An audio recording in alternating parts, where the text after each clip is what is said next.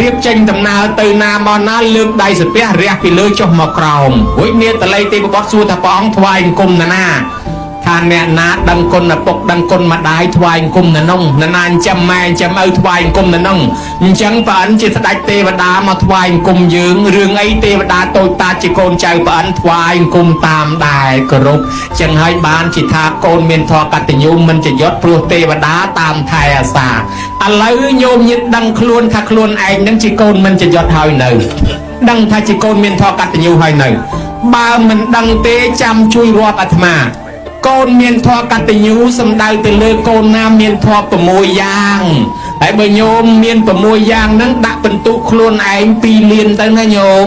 ហើយបើមិនទាន់គ្រប់6ទេចាំបន្ថែមឥឡូវអាត្មារាប់ឲ្យញោមស្ដាប់កូនមិនចយត់ជាកូនណាមានធម៌6យ៉ាងទី1កូនណាស្ដាប់ពាក្យព្រានបដៅម៉ែឪដោយគោរពទី2កូនណាចិញ្ចឹមម៉ែឪដោយគោរពទី3កូនណាព្យាបាលជំងឺម៉ែឪពេលគាត់ឈឺទី4កូនណាធ្វើបន់សពឪពុកម្ដាយពេលគាត់ស្លាប់ទី5កូនណាកសាងស្ថានភ្នំទៅបច្ចេកដីតម្កល់អធិធាតុអធិគុណឬក៏រកកន្លែងគួសមតម្កល់អធិធាតុអធិគុណរបស់ម៉ែឪទី6កូនណានៅតែនឹកឃើញគុណម៉ែឪចេះតែធ្វើបន់ឧទ្ទិសទៅរឿយ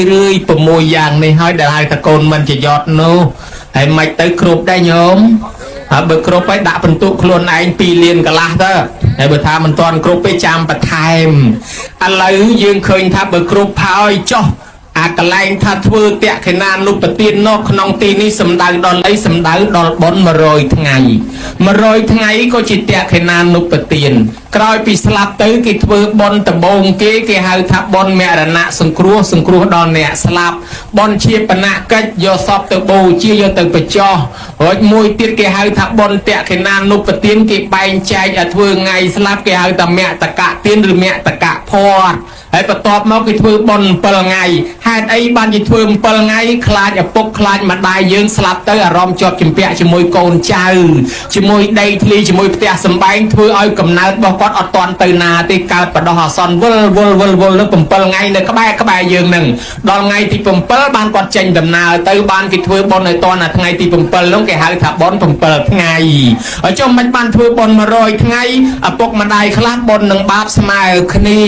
អាឡ័យរស់ស៊ីចិញ្ចឹមកូនមិនដឹងបាបអីខ្លះអ្នកខ្លះរស់ស៊ីមានកេងមានកັບមានលឹបមានខងវាយផ្ដុកគូតកំប៉ុងបតោងពលឹះភ្នែកជីងភូតគេកុហកគេបំបត្តិគេមកកាមកចាប់ម៉ាស៊ីនហ៊ានលូកហ៊ានដូរបង្រត់បង្រាស់សត្វភេទទាំងរស់ដុតភ្លើងឆេះព្រៃកាប់ដីដាច់សត្វបំបត្តិជីវិតគេឲ្យតកូនរស់បាបបុណ្យនៅម្ដុំសិនណាបើដូច្នេះឲ្យតម្រាំតែចិញ្ចឹមកូនរស់រៀនមានជីវិតមកដល់ប៉ុណ្ណេះម្ដាយឪពុកយើងមិនដឹងបាបអី